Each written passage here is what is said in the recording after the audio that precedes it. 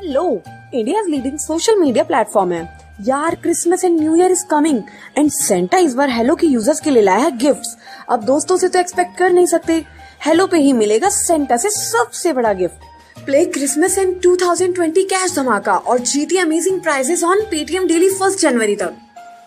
Participate करने के लिए download Hello app and play Hello 2020 and get a chance to win fancy motorbike and smartphone daily prizes 2 crore तक के हैं। तो I am expecting something big bro। मैं तो पार्टिसिपेट कर रही हूँ, तो देर किस बात की है? आप भी जाइए और डाउनलोड कीजिए हेलो ऐप एंड कीजिए पार्टिसिपेट। लिंक डिस्क्रिप्शन में है। Thank you. एक गांव में टिंकू अपनी पत्नी के साथ रहता था। रात होते ही उसके घर में कुछ अजीब अजीब सी आवाजें आने लगती थी। अजी सुनिए ना, देखिए ना, वो डरावनी डरावनी आवाजें फिर से आने लगी हैं। उठिए ना अजी, उठिए ना। क्या हुआ रेशमा? अजी देखिए ना, जमीन के अंदर से फिर से किसी के चीखने की आवाजें आ रही हैं। रोज रात होते ही ये आवाजें आने लगती हैं। आप कुछ कीजिए ना, इतने डर के माहौल में मैं नहीं रह सकती। ठीक है, मैं सुबह होते ही ये जमीन खुदवा कर देखता हूँ, आखिर माजरा क्या है। अभी तुम सो जाओ, रात बहुत हो गई है।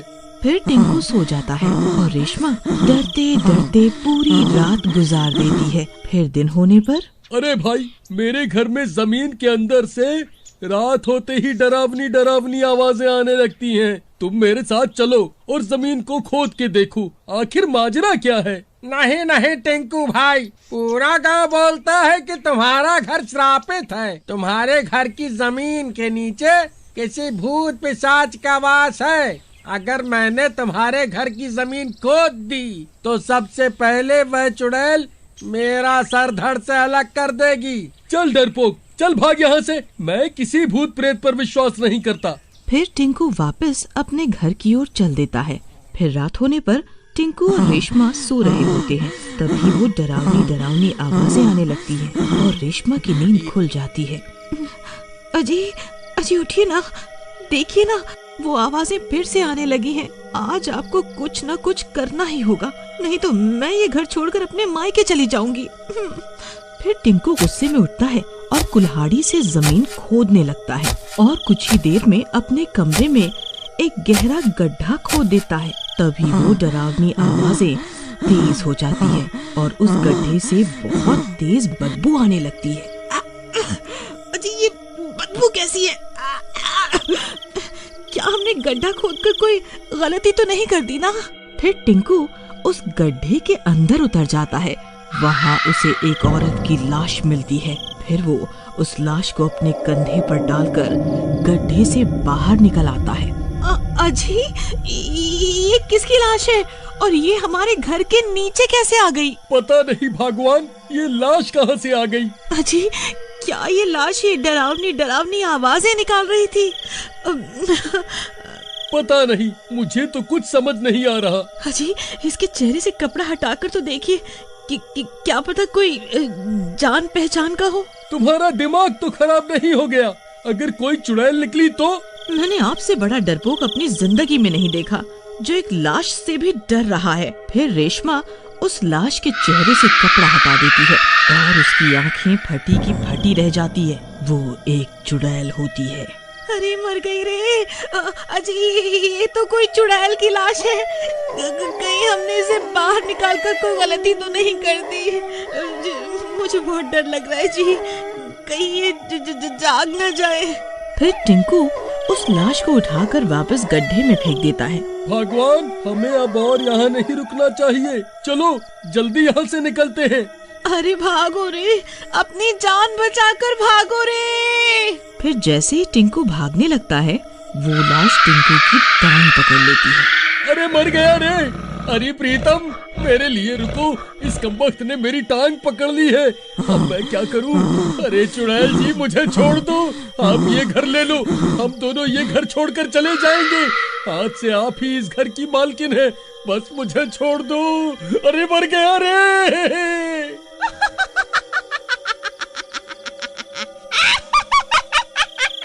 इतने सालों के बाद कोई इंसान मेरे हाथ आया है, ऐसे कैसे छोड़ दूं? फिर वो चुड़ैल टिंकू की टांग को काट खाती है। अरे मर गया रे! हाय रे! ये नास मिटी चुड़ैल ने तो मेरी टांग पर काट लिया। अरे कमबख्त, ये तूने क्या कर दिया? मेरी टांग ही चबा डाली। कम से कम अब तो मुझे छोड़ दे। वहीं दूसरी तरफ रेशमा भागती हुई जाती है और कुछ लोगों से मदद मांगती है। भाई साहब, मेरी मदद करो, मेरे पति को चुड़ैल ने पकड़ लिया है, आप लोग जल्दी से मेरे साथ चलो। चलो। फिर कुछ गांव वाले रेशमा के साथ उसके घर आते हैं और वो लोग खिड़की से झांक कर देखते हैं कि उनकी आंखें फटी की फटी रह जाती हैं। अरे ई कहा भाई, ये तो कोई चुड़ैल है। अरे बहन, ये चुड़ैल तुम्हारे घर कहाँ से आ गई? भाई साहब, ये कमबख्त चुड़ैल बहुत सालों से हमारे घर के नीचे ही रह रही थी।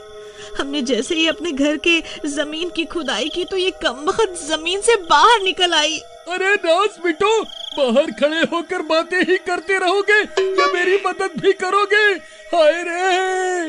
ये चुड़ैल तो मेरी टांग छोड़ ही नहीं रही। अरे मर गया रे! अरे बिरजू भाई, वह देखो, इस चुड़ैल ने तो टिंकू भाई की टांग को काट खाया है। अब ये भी भूत बन जाएंगे।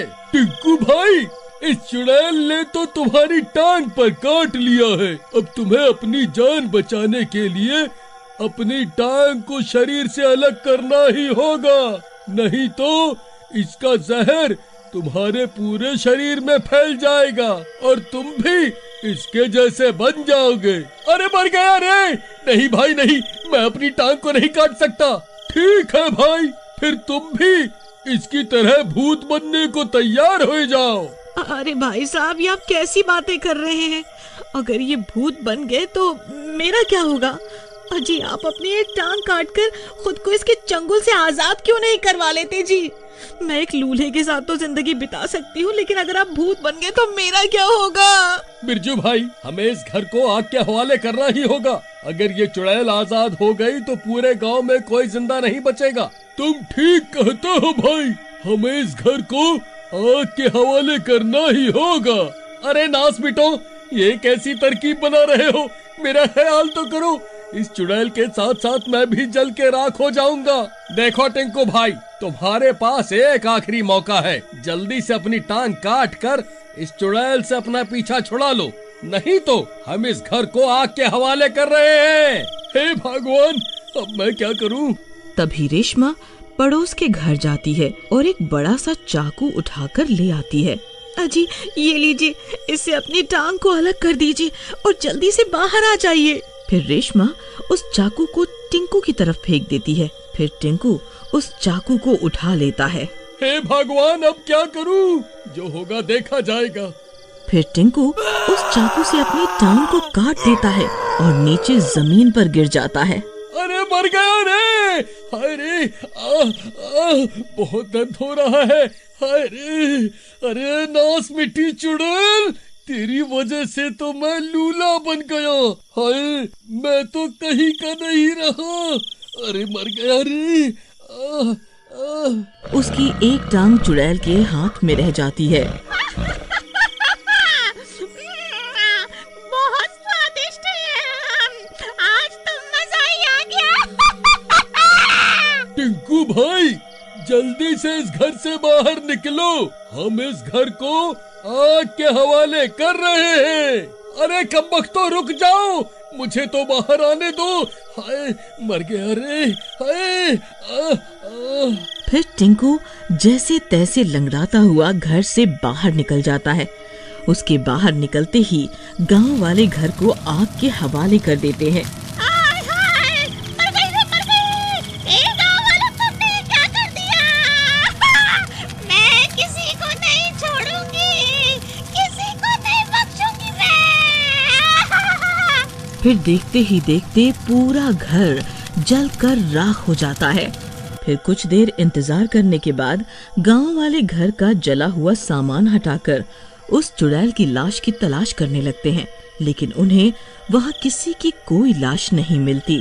बस जमीन में एक गहरा गड्ढा मिलता है। अरे भाई, ये तो वही गड्ढा है जो मैंने खोदा था, लेकिन उस चुड़ैल की लाश कहाँ गई? भाई मुझे लागत है वह चुड़ैल वापस इसी गड्ढे में घुस गई है। चलो हम इस गड्ढे को बंद कर देते हैं। फिर वो लोग घर के जले हुए सामान से गड्ढे को बंद कर देते हैं और वहाँ से चले जाते हैं।